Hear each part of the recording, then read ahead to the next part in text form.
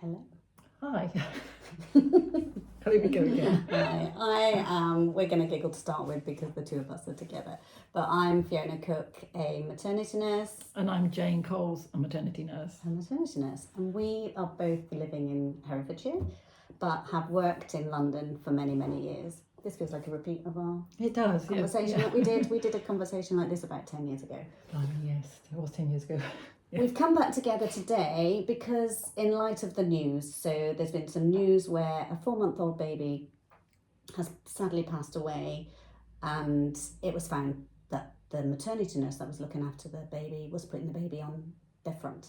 And as experienced maternity nurses, people with any training will know that we don't put babies on their fronts. It's part of the Lullaby Trust sleep guidelines. Safe guidelines, and it's just a no-no, and has been actually for I'd say 35 to 40 years. Since Anne Diamond. Anne Diamond lost a baby, and she did, and it was before then. But Anne Diamond became a big campaigner for it back in the early 90s, late 80s. So back to sleep for putting babies on their backs has been the safest way to place your babies for all of these years. So we have children. Our babies were on their backs. My baby was on their back. No, my babies were on their fronts. Oh, were they? So I was before it changed. Just. And I was working at Norlands when it changed, or when it became more standard to change. And we literally, one morning, just made sure the babies slept on their backs. It was called chaos, but that's what we did. Because it's the safest way, and that's the way that we, as far as I know, most maternity nurses, and we would like to think in the circle that we are working in, all the babies are safely sleeping. So part of the reason we're doing this is to reassure you of how we work, because the coroner on this very unfortunate incident did point out that as an industry we're not regulated, and that is the case, and we just want to reassure you that although we're not regulated, there are a lot of us who work in the industry who are very professional, follow the guidelines very seriously. The bottom line is we're looking after your very precious little person, and it's rightly so. We need to make sure that we are following what are the guidelines. And we protect and take care of those babies as if they were our own babies. You have children and grandchildren. I have children and one grandchild. You've got a bit of catching up to One do. on the way. Well, congratulations. Oh, thank you. I've not told you that. One on the way, and it's very good. It's very new news. Yeah, so we do protect them. In fact, some people that I have taken care of their babies, even the men who are quite large men have said, I would trust you, Fiona, to keep my baby safe. In situations where they may be quite scared of, for whatever reason. A new baby is very, well, it is precious, but it is, for a new parent, it can be totally overwhelming. And if they do employ somebody like ourselves, they do put their total faith in us. Yeah, of course they do.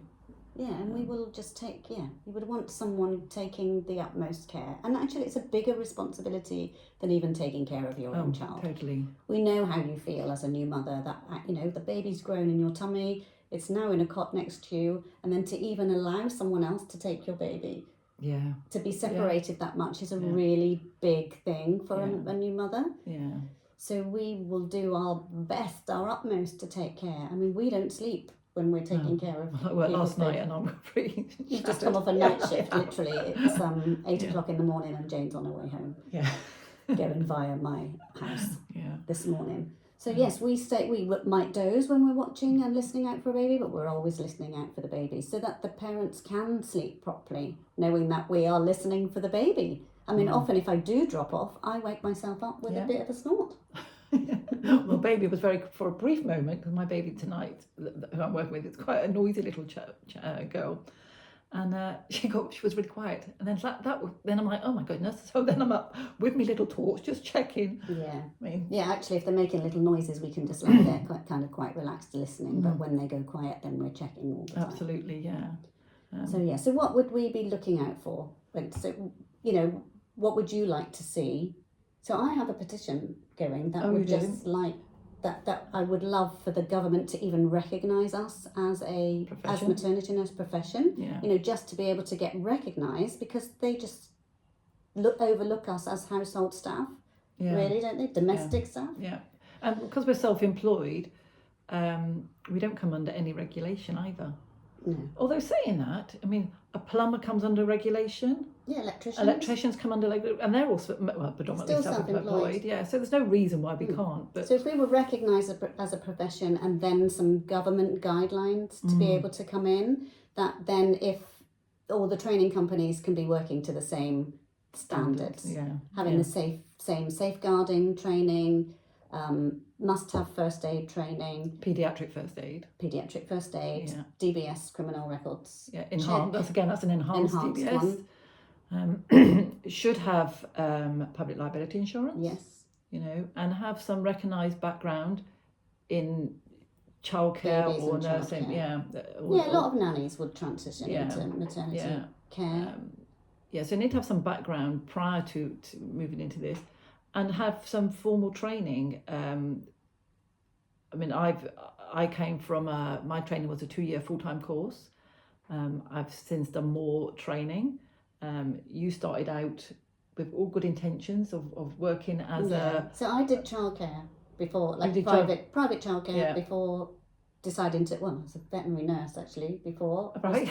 Veterinary nurse, childcare. I'd already had children of my own, and then decided to train as a midwife. So I did 3 years of training, but at the very end of my training, I took a year out. So I didn't do my dissertation and I didn't do my presentation. But it wasn't for you either.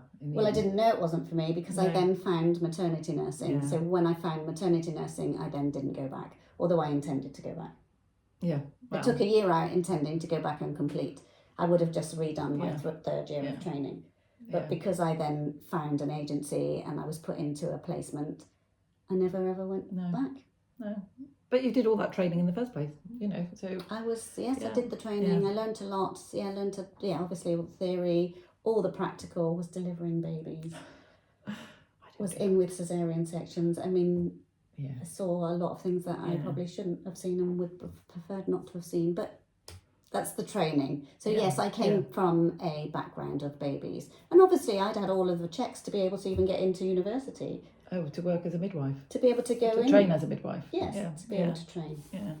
So vetted. So what we're talking about is that make sure if you're employing or engaging with a night nanny or a maternity nurse that they do have some credible training and background.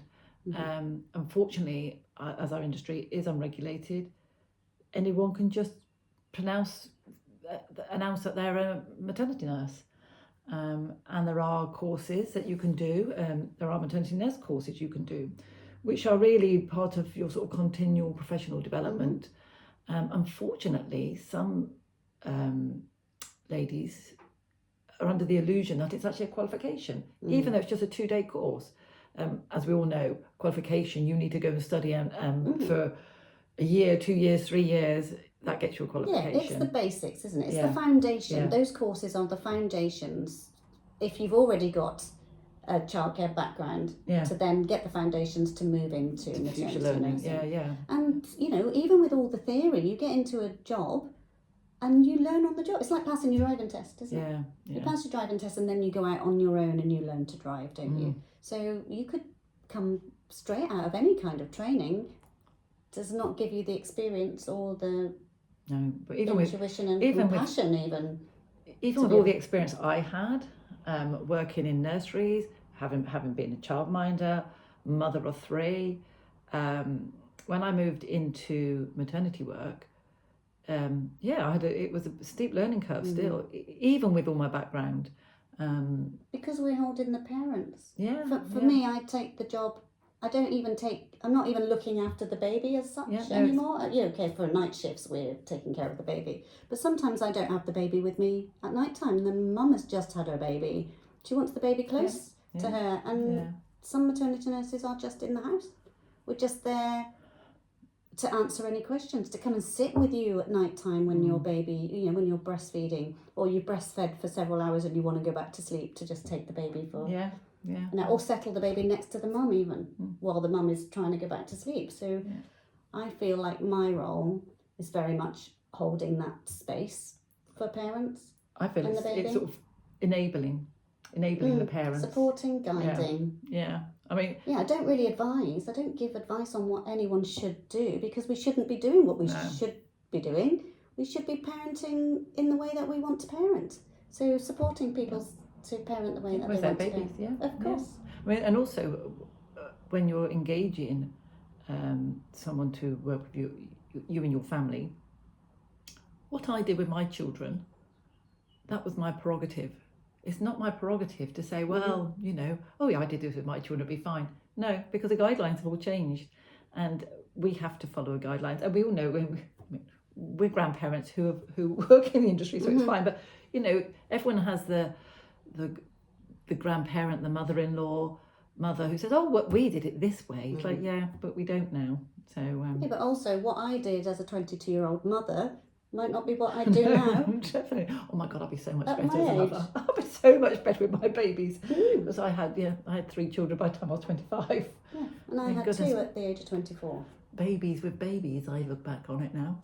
Yes, we were very much, and my children are in their 30s now having their babies, and they are different parents than what I was, because they've got more life experience than I totally agree. Yeah, I was actually I'd say I was probably quite a strict mother, not a strict mother, but I kind of did what I thought I should do, and actually that made me quite an unhappy mother.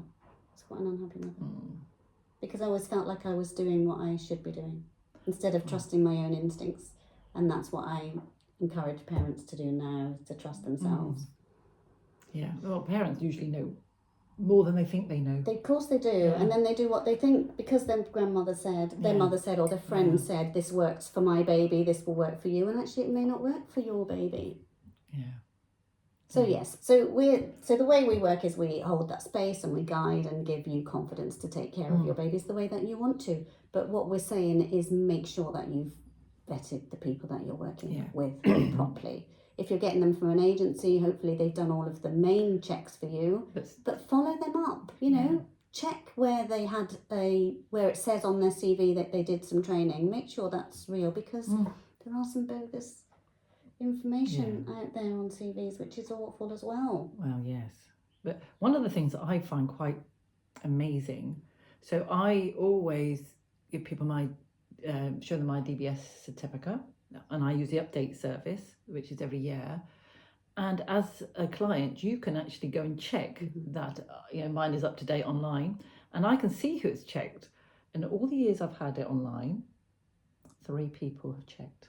And one of those was my own daughter, because I just wanted to make sure how it was done, you know. So 3 people, you know. So people I've not looked to see if anyone's checked mine. So people don't check; they take it on face value. And the other one I find quite amazing is I always give references, previous clients. So be 2 or 3 contacts. I always check with the client; it's fine. But it's amazing how many people don't actually phone them. They just don't phone them. So.